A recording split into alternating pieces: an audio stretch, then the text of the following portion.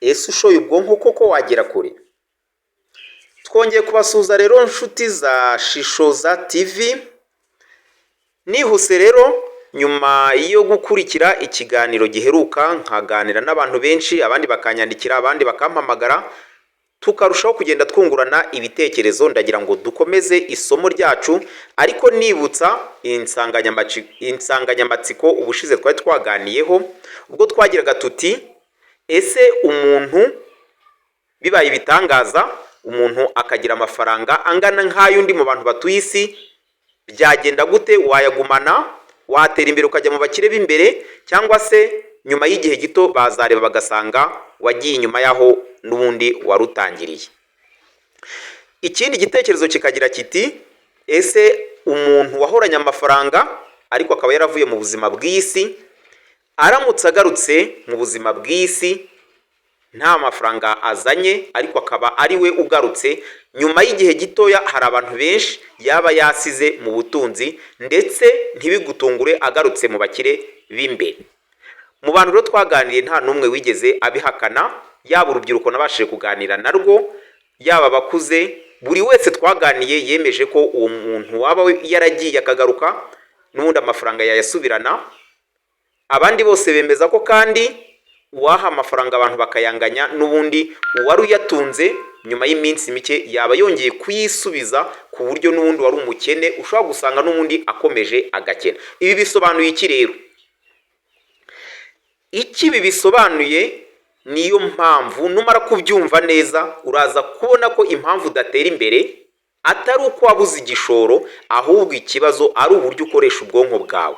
Ubwonko bwawe mbere na mbere nufata nk'igisubizo, n'ibindi byose birabasha gukunda, birabasha kwemera. Ariko ibanga rya mbere ni uko wumva ko abo bose twavuze mu biganiro byahise muri aribyo maze gusubiramo, numara kubyumva ukumva ko impamvu bakongera bagasubirana amafaranga, impamvu bakongera bakaba bakire b'imbere, ni ukubera igishoro cy'ubwonko baba bakoresheje, kubera ko bamenye ibanga ry'icyo wakora, bamenye ibanga ry'imikoreshereze y'amafaranga. Reka rero turebere hamwe ibanga wakoresha ukagera kure, ukaba umukire uko ubyifuza, ukabasha guhindura imibereho uyu munsi ubayeho. Mbere y'uko nkomeza iri somo, reka mbanze nkubaze ikibazo. Niba ukorera umushahara, cyangwa se niba uwo mubana yaba akorera umushahara, ndagira ngo mbanze mumbwire ngo amafaranga y'umushahara muyamarana igihe kingana iki? Ese ukwezi ugenda uyamara buri kwezi gake gakeya ku buryo itariki yo kongera gufata undi mushahara uba usigaranye na duke? Ese mu minsi 5 uba ukiyafite? Mu minsi 10 se uba ukiyafite? Ni iyihe minsi nyuma yo guhembwa umara ugifite amafaranga ku buryo ugize ikibazo ayo mafaranga yagutabara? Ese ubika amafaranga angana iki yo gushora mu bikorwa byawe biri imbere? Turaza kureba ibisubizo muri ibi biganiro. Ikindi buri wese rwose yaza kunyandikira muri comment akavuga ati ngewe umushahara wanjye nkiwufite. Ubwo buri wese uko abyumva, uko akoresha amafaranga ye araza kumbwira. Ariko ibanga rya mbere ry'uburyo wagera kure ushoye ubwonko bwawe, ntabwo ari iyo abantu bakunda kumva gushora ubwonko bakagira ngo ni ukuba umutubuzi. Oya, ni ugushora ubwonko, kuko ubwonko bwawe burashoboye. Impamvu ujya mu kigo runaka, impamvu ujya ku mukire runaka, impamvu atakwirukana mu gihe cy'ukwezi akongera akaguhemba n'ikindi gihe akaguhemba, ni uko akubonamo umusaruro. Abona ko hari ubushobozi ufite butuma ubyuka mu rugo ukajya kwicara mu kazi ke, akaba ariho ugakorera. Uramutse nta bushobozi ufite, ntabwo wakwicara mu kazi kundi, nta kintu na kimwe wabasha gukora ngo umubosi cyangwa se umukire cyangwa se umukoresha wawe uwo ari wese, yaba kampani yaba na leta, ibashe kuguhemba. Impamvu mbere na mbere uri mu kazi wumve ko ari ubwonko bwawe. Uzahindura gute ubuzima bwawe rero ukoresha ubwonko bwawe? Menya gukoresha amafaranga mu bikenewe cyane gusa, ugira ibyo wigomwa. Ibikenewe cyane aha nshatse kuvuga iki? Ubundi mu buzima bwa buri munsi hari ibintu bikenewe uba uvuga uti ibi byo birakenewe sinabireka. Ukeneye ibigutunga, ukeneye kurya, ukeneye kwambara, ukeneye aho uba. Ibi byose mu by'ukuri ibi mvuze uko ari bitatu ni iby'ingenzi. Utavuga ngo ntabwo ndi burye, utavuga ngo ntabwo ndi bwambare, utavuga uti ntabwo ndi burare mu nzu. Ibi ngibi birakenewe, birihutirwa. Ariko nubwo ibi ngibi ari iby'ingenzi, menya kubikora kandi ukazigama muri duke ufite. Niba wabaga mu nzu y'ibihumbi 200, gerageza ube mu nzu y'ibihumbi 100. Niba wabaga mu nzu y'ibihumbi 100, gerageza ube mu nzu y'ibihumbi 50. Buri kintu cyose ugerageze kugikora, ukora iki cy'ingenzi kandi ubikore uzigama. Gushora kwa mbere si amafaranga menshi, kuko nuyategereza uzasaza udashoye, uzasaza utayabonye. Hari umuntu uvuga ko agomba gushora ari uko agize miliyoni runaka, akumva ko igihe cyose aheze mu gihirahiro kubera ko nta gishoro cy'amafaranga menshi afite. Nuguma muri ibi bizakugora kugira ngo utere imbere. Ntabwo ihame rya investissement, ntabwo ihame ryo gushora ari ugushora menshi. Gushora menshi ntabwo bisobanuye ko wunguka ari bwo uhita uba umukire, ari bwo wunguka. Ushobora no gushora menshi kubera ko ubwonko bwawe butakoze inyigo neza, kubera ko ubwonko bwawe butamenye igikenewe, n'ubundi aya menshi ntagire icyo akumarira. Turaza kurebera hamwe ubwoko bw'ingero ushobora gukora ugashora amafaranga makeya kandi ukava gukorera abandi ya mafaranga n'ubundi wakoraga ku munsi ukayabona ukanayarenza, kandi bigatuma ubuzima bwawe bugiye guhinduka. Menya iby'ingenzi mu buzima. Ibi nabivuze ari byo: kurya, kugira aho uba, kwambara. Buriya n'amashuri y'abana ni ingenzi, kuko umwana utazi gusoma, umwana utazi kwandika, umwana utazi bizamubeshaho mu minsi iri imbere, kuko buriya iyo wize ntabwo wiga kugira ngo ushake akazi, ahubwo ugomba kugira imitekerereze yo kwiga kugira ngo wihangire akazi. Nawe uri ku ntebe y'ishuri, niwiga ushaka akazi nta kintu urimo gukora. Amashuri yawe nushaka umenye ko nta kintu azakugezaho niba utekereza ko wiga ushaka akazi. Niwiga utekereza kwihangira umurimo, mu gishoro gitoya uzabasha kubona aho uzatera imbere. Ariko niwiga wumva ko uzarangiza ukajya gukorera abandi, n'ubundi iterambere ryawe riracyaciriritse, riracyari hasi. Gutinyuka gushora aho kubihoza mu mvugo. Abantu benshi bahora bavuga nzikorera, agatangira ari umusore akirangiza amashuri yisumbuye, akarinda agera muri pansiyo akivuga nzikorera, ahubwo rimwe na rimwe yagera mu gihe cya pansiyo ukabona nibwo atangiye kwikorera. Hari ibyo tugomba kwibuka. Niba ukiri mutoya, niba ukiri mu myaka yo gukora, menya ko ari cyo gihe cyiza cyo gushora. Gushora ushaje birashoboka, ariko ibyiza nubwo ushaje, umwana wawe yarangije kwiga, yabayeho nabi, ntabwo wamutunze neza, ntiwamuteganyirije, wagombye kubiteganya hakiri kare. Wagombye kubiteganya hakiri kare rwose, kuko burya baca umugani mu Kinyarwanda ngo akabando k'iminsi gacibwa hakibona, kakabikwa kure. Nshuti zanjye rero mudukurikira, niba ari ubwa mbere ugere kuri uyu murongo, ntiwibagirwe gufata iri somo. Dutera inkunga iri somo urisangiza abandi. Umwaka urashize, igihe ni iki cyo kwikorera, nta kubihoza mu mvugo, ahubwo icy'ingenzi ni uko igihe kigeze ngo intekerezo zijye mu bikorwa. Menya kubikora wandika buri munsi. Aho wakoze neza wiha amanota, aho wakoze nabi nabwo wigaye kandi ubyandike. Uvuge uti uyu munsi nakoze neza ikintu runaka, ubyandike. Ejo gutyo ubyandike. Buri munsi aho wakoze nabi ubyandike muri ya karine yawe wihaye, wise ngo kwiteza imbere, guhindura ubuzima. Bizagufasha gukora, bizagufasha guhora umenya aho ufite imbaraga nkeya, bizagufasha kumenya aho ufite imbaraga nyinshi, bityo bigufashe gukosora aho biri ngombwa, bigufashe gutsindagira, bigufashe kongera imbaraga aho urimo gukora neza. Menya uburyo winjijemo amafaranga mu buryo bwa buri munsi. Umenye n'uburyo wayasohoye buri munsi. Icyo kigereranyo kizagufasha kumenya niba udasabwa gukomeza kwizirika umukanda.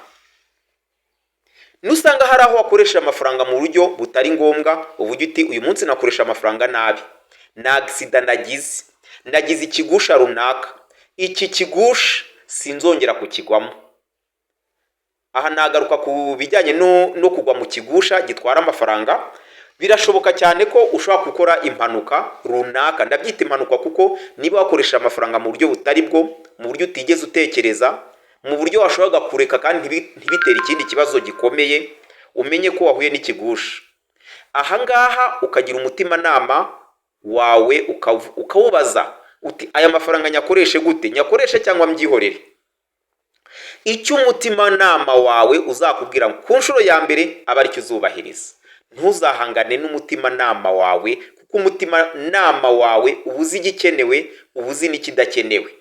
Niba umutimanama wawe ukubwira uti ibi birori wari ugiye gukora, wari ugiye kwizihiza isabukuru y'umudamu, isabukuru yawe, isabukuru y'umwana, bitewe na gahunda wihaye, ushobora kuvuga uti uyu mwaka nta sabukuru n'imwe nzizihiza, yaba ku giti cyanjye yaba n'uzantumira ntabwo nzajyayo, nta kintu biri bugutware.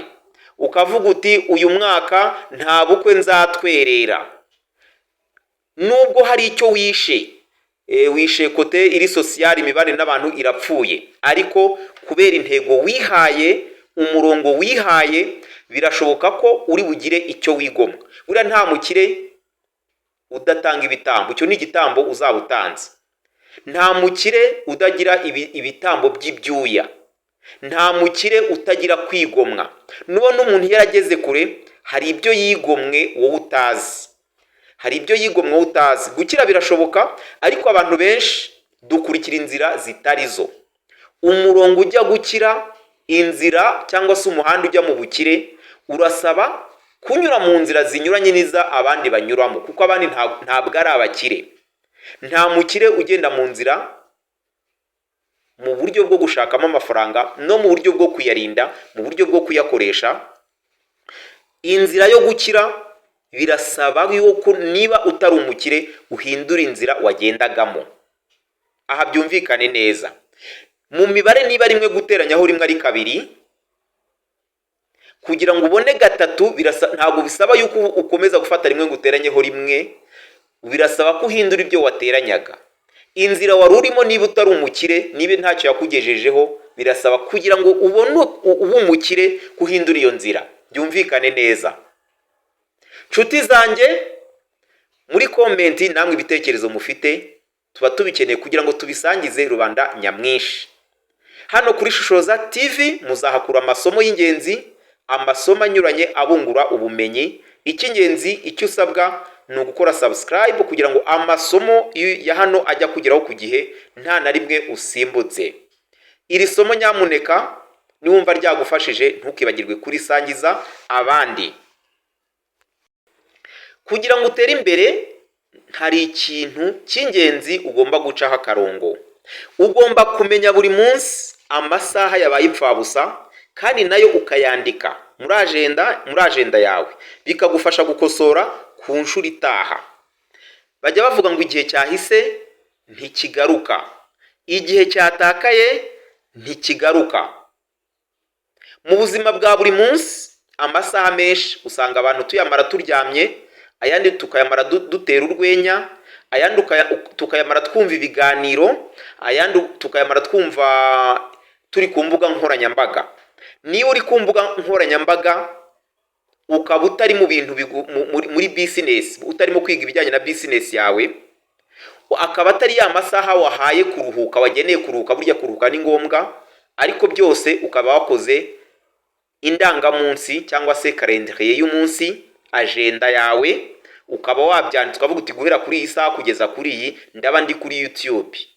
Wijya kuri YouTube mu masaha y'akazi kawe utapangiye ngo ujye mu bintu bitaguhesha amafaranga ahubwo bigukereza. Ibyo babyita kurangara. Niba ikintu utagipanze guta igihe umenye ko urimo guta amafaranga. Dukunda amafaranga muri rusange. Niba dukunda amafaranga kuki tuyata? Waba ukunda ikintu ukagita? Iri ni isomo. Niba urimo guta igihe, niba utarimo gukoresha igihe cyawe mu ntego wihaye kugira ngo ugere ku ugere kure mu bukungu, umenye ko urimo guta amafaranga. Kandi tuvuga ko amafaranga tuyakunda. Niba tuyakunda twiyata, nutigihe umenye ko urimo guta amafaranga. Ikindi ugomba kumenya, niba urimo gufata igikoresho watanzeho amafaranga ukagikoresha nabi, ufite intebe zo muri salo, ufite televiziyo, igikoresho icyo ari cyo cyose watanzeho amafaranga nugikoresha nabi biratuma ukenera kugura ikindi mu buryo utapanze, urimo gukoresha amafaranga nabi. Ibi byose kugira ngo utere imbere biragusaba gukurikirana akantu ku kandi, utavuze ngo ngiye kubika bino 5 rino jana ndisohore. Oya, hamwe kura aho wasohoraga 5 gerageza usohore 3, aho wasohoraga 1000 gerageza usohore 500. Gutyo uraza kugira ikintu usagura, yaba ku muriro wo mu rugo, ku isabune wameseshaga, ku mazi ya hobine, buri kintu cyose gerageza urebe aho wasohoraga amafaranga menshi, ugenda umanura usohore bikeya bishoboka. Reba aho winjiza amafaranga, gerageza uhinjize menshi ashoboka. Iyi ni ihame ry'icungamutungo, ibyo mu ndimi z'amahanga bavuga minimiser les dépenses, maximiser le profit. Ikindi utagomba kwibagirwa, iri ncamake, iri somo nzagenda ndambura ingingo kurindi. Ntugomba kureka kwamamaza ibikorwa byawe. Niba uri mu gikorwa wiyemeje ko ugiye gushakamo amafaranga, gerageza kucyamamaza mu buryo bwose. Kwamamaza ntabwo ari ugukoresha ibintu bihenze igihe cyose. Ushobora no guhamagara abantu kuri telefone ukababwira, ushobora no kubaha message ukababwira, ushobora no kuvuga uti umuntu uzajya unzanira umukiriya nzajya muhemba gutya.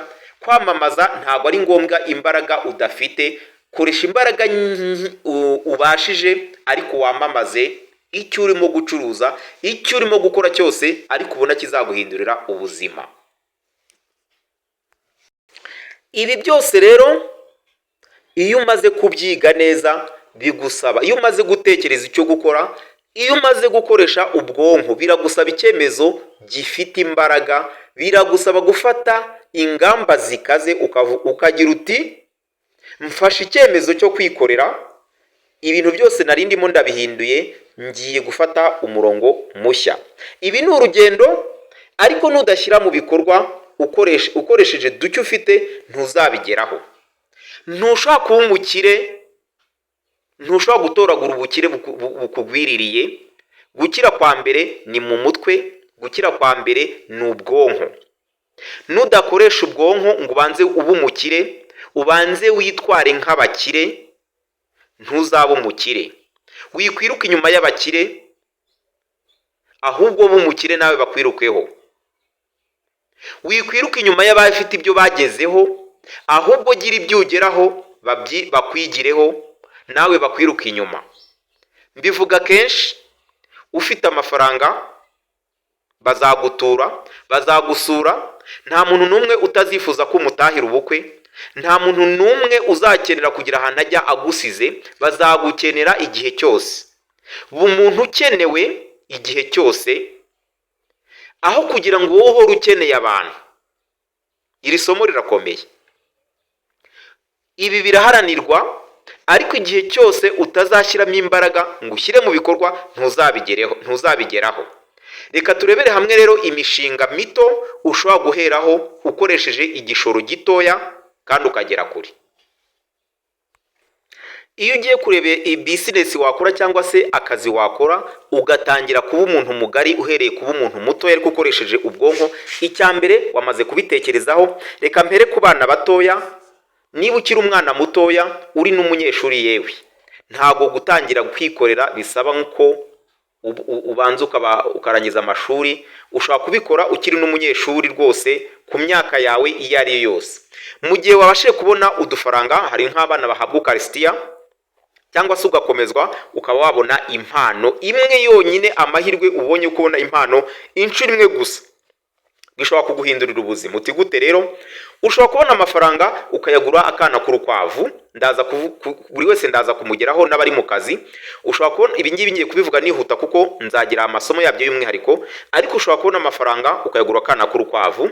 Akana k'urukwavu wava ku ishuri ukagashakira ubwatsi, ukahira ejo kakazagera n'ubundi kazasigara karya mu gihe we wagiye ku masomo. Ushobora kugura inkoko cyangwa se akana k'urukwavu, ubwo navuze muri rusange bitewe n'ubushobozi bwawe. Wowe muntu ubashije, wowe uri mu kazi, ushobora kugura ihene imwe cyangwa se ushobora kugura ingurube imwe. Uko iryo tungo rizagenda ryororoka wirinda gukoraho. Niba riryaye abana 5 cyangwa se 10 ntukoreho, komeza gutyo ugenda uzamuka uve ku itungo rimwe ugiye ku rindi, zizagwira zizaba nyinshi. Iri somo nzarirambura neza. Usibye ushobora no kwiharika, ushobora kuba nta gishoro cy'urukwavu wabonye cy'inkoko wabonye, ugafata umurima ukareba igikenewe ahantu utuye, ukavuga uti kuri butike nturanye nayo bakunda gukenera ikintu runaka, ku isoko nturanye naryo iwacu barema bakunda gukenera ikintu runaka. Gihinge, numara kugihinga ushora imbaraga zawe, akuhinze uzajyana ku isoko gake gake, ugende ubikora buri gihe ubashe kugera ku itungo uzamuke. Ushobora no kuba nta hantu ufite ho guhinga, ukareba ufite ahantu ho guhinga, ukavuga uti ngiye gupatana imirimo runaka. Ushobora kuba uri umwana w'umukobwa ugasanga nta gishoro uri bubone cyo gukora ibyo, ukavuga uti ngiye gufura imyenda y'umuturanyi. Nubwo uri umunyeshuri, nubwo uri umwana muto w'umujene, nubwo urangije universite ariko nta kazi ufite, aho kugira ngo umwaka ushire nta kintu urinjiza, fata umwenda w'umuturanyi uwufure. Mubwira uti ntikiraka mu gihe uzaba udahari njye ngusigaranira umwana. Ibyo nabyo birashoboka, hari byinshi tuzabiganiraho. Kura amaboko mu mufuka, ikibi ni ukwicara, nuhaguruka ukagerageza uzagerayo. Hari ugucuruza, ushobora kugura inkoko imwe, ushobora kugura urukwavu rumwe, ushobora kugura ihene imwe bitewe n'igishoro wabonye. Ihene imwe, inkoko imwe ukayijyana ku isoko, wayiguze ibihumbi 10, baguhaye ibihumbi 13 cyangwa 12, wungutse 2. Ukagenda ukagura iyindi ibihumbi 10 ugasubirayo, icyo gihe 2 bizaba ibyaye 4. Ubwo butaha ushobora kugura none inkoko ntoya 2 z'ibihumbi 7. Aho kugira ngo ya mafaranga uyaryemo ukemera ugapfunyika, ugafata ibiryo uri burye aho wagiye ku isoko ukabipfunyika ukabijyana, kubera ko hari intego ufite, hari icyo ushaka kugeraho.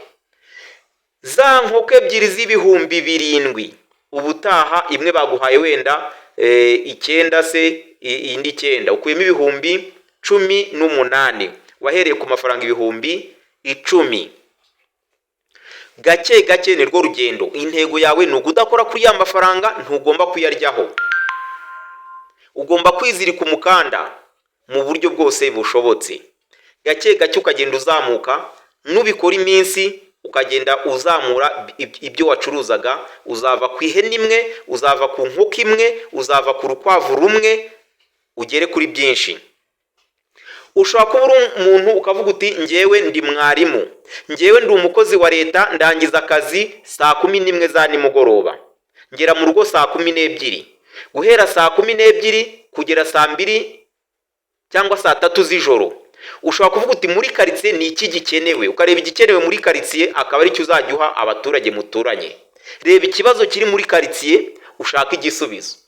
Mvuze buri muntu wese mu kazi arimo, ushobora no kuvuga uti ngiye muri quartier mbone iyo abakozi batashye banyura aho ntuye cyangwa se muri quartier yanjye barahanyura, ukavuga uti ngiyewe ndanguye imineke, ndanguye voka. Uko bahanyura niko kazi nzajya nkora, icyo gihe nzajya ncuruza voka. Reba abo mukorana ushobora gusanga nta numwe utagura imbuto, ukavuga uti ngiyewe rero ngiye kubaha imbuto, mwebwe buri kwezi muzajya munyishyura, mugafatikayo bakagusinyira, ntago bakwambura mukorana inshuro nyinshi, wabikurikirana. Wowe ukamenya ko ugomba kubaha imineke myiza, ukabaha voka nziza, yewe kugira ngo banagure ukabakopa, bahembwa ukabishyuza, bose bakakwishyura, inyungu yawe ukayisagura, ahubwo wowe ukarya inyungu, igishoro cyawe kigakomeza n'umushahara wawe ugakomeza. Kwikorera birashoboka, birasaba gutinyuka. Va muri baranseka, ubu se ko ngewe rwose nkora akazi kanaka, ubu mu kazi wabonye n'abashyiriye voka bamfata bate? Oya, ufite intego. Nababwiye ko kugira ngo ube umukire birasaba guhindura inzira wanyuragamo. Nta mukire unyura mu nzira isanzwe. Aya masomo yacu azakomeza. Nanjye rero wifuza kugira iterambere ngeraho, gukomeza gutera imbere, kuri Smartness Mahwi TV murabizi amasomo y'igifaransa ageze kure, ariko iyi channel nayo uyu murongo nifuza kuzamura nkava ku rwego ndiho. Ngira ngo benshi muri mwebwe ubushize mwarabimfashije, ariko mukomeze iri somo murisangize abandi. Mwakoze cyane, naho ubutaha hano kuri Shishoza TV dutangira umwaka duhindura ubuzima kandi ku muvuduko.